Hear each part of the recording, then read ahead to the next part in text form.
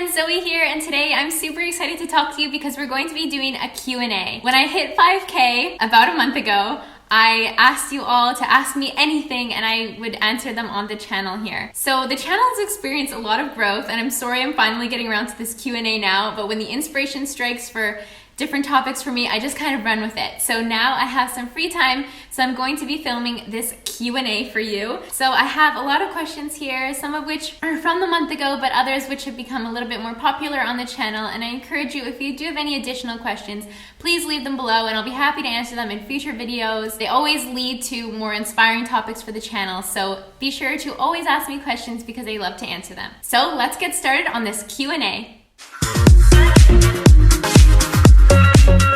Okay, so question number 1. What was the best about being in Rome until now? I'd say the best thing about being in Rome is just that I'm here. It truly feels like a dream come true, and I just absolutely love walking around outside and just appreciating the beauty of absolutely everything. Like I said, as you guys know, if you followed me around for a long time, you've known that this was a dream of mine since I was quite young, to live in Rome, to live in Italy for a year. And the fact that I actually made my dreams come to fruition, I actually manifested it and took actions in my everyday life to achieve this goal of mine, it just is very rewarding and very fulfilling. So I feel like that's just the best thing about being here, is that I truly did it all by myself. Of course, with some help with others along the way, but I truly made my one big goal, my one big dream happen for myself. And it just proves to me that when you really set your mind to something, you can achieve it. So I really encourage all of you out there, whatever your big dream or your big goal or ambition is, don't let anybody discourage you, and just fully know and believe in yourself and you will achieve it. Next, has there been any downsides to living in Italy? I wouldn't say there's any downsides. It's all how you look at everything, and I'd say for the most part I always keep a positive attitude. I try my best to keep a positive attitude every single day.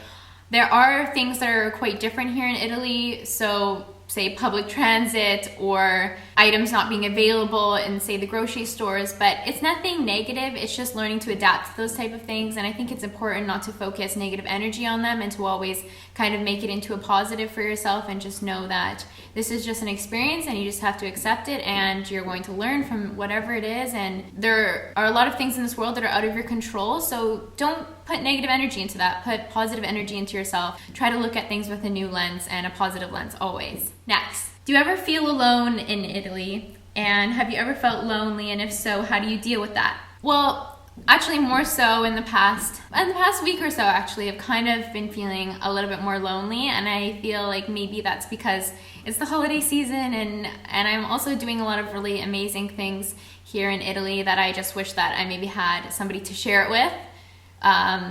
But I think that I really truly trust that when the time is right and when you are the most happiest with yourself and within your life, then you'll attract that right person for you to share those things with. When I'm feeling lonely, I'll call a friend or call family, and that definitely seems to help. Or I'll put on a movie that always makes me happy or smile. Or sometimes I'll even journal. But for the most part, I think it's important to recognize that you're your best friend and you really need to be your own cheerleader in situations like that. So if you're ever feeling lonely, take the actions to make yourself not feel as lonely. Like I said, calling friends or family, and you're gonna feel a lot better. Just make sure you're taking actionable steps to bring yourself to that positive place. Next, what do you do on a bad day to make yourself feel better? So like I said, it's similar to being lonely. I'll call a friend, or I will make myself something really amazing to eat, or take time to watch an inspirational video or a movie that just makes me happy. Love Actually is one of those movies that always makes me really happy. So notice and recognize in yourself when you are feeling a little bit down, and don't feed into it. So don't listen to sad music or watch a sad movie. Really focus on being positive and taking those actionable steps and do things that make you feel good. Next, does the pasta taste better there? Honestly, yes, it does taste better, and maybe it's because I know that I'm eating it in Italy. But for the most part, whenever I've had pasta here, whether it be at home or whether it be at a restaurant, it truly tastes fresh and amazing. I think it has to do with the tomatoes too, and just the quality of the ingredients are just so, I'm just so grateful to be able to eat these things. And yes, I'm not gonna lie, it does taste so much better in Italy.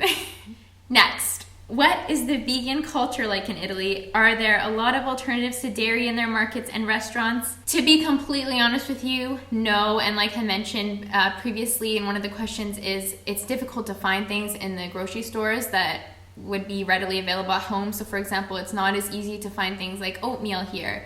It's not easy to find dairy-free cheeses. Of course, you have to seek out those different types of markets. Like there's one called Natura C, which is really good for those types of things, but it's not as common as it was back home in Canada. So I'd say we're a lot more spoiled in Canada, or probably the States too, with all of our alternatives. But I'm learning to work around that, and for the most part, I'm eating a very clean diet, like non-processed things, like none of those fake cheeses. I'm just sticking to whole foods, and I'm truly feeling a lot better. So it's just, you know, a phase in my life. When I go back to Canada, I'll be able to try all these coconut ice creams and things like that again. So I'm looking forward to that when the time comes, but it is a little bit difficult to find those things, but they are here. So don't let that discourage you from coming to Italy, because if you want those things, you can go out and find them. Next, is there a vegan movement happening in Italy? I believe there is. There are some amazing vegan restaurants here in Rome. Romeow is actually my favorite so far. So I'm gonna link a vlog that Ingrid and I did below when we visited Romeow, this cat bistro, and it was so amazing.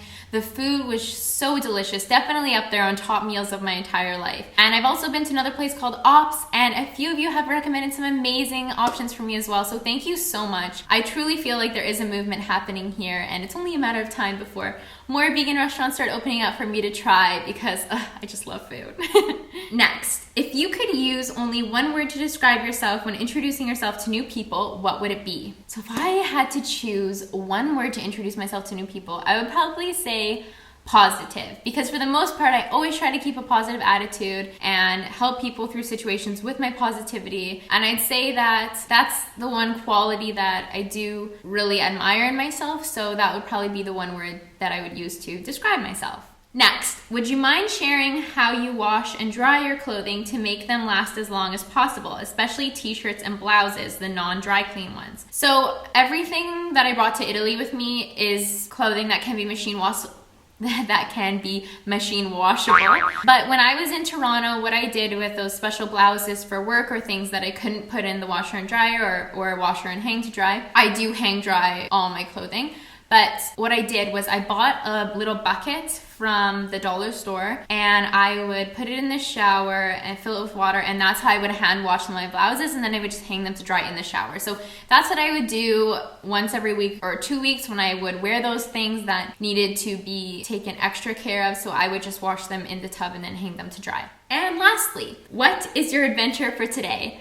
So my adventure for today is I do have some work to do, and I'm hoping to edit some of the videos that I just filmed for you guys and just enjoy the scenery out here in Rome. It's an absolutely beautiful day. So every day is an adventure, and I'm just really happy to be here. And yeah.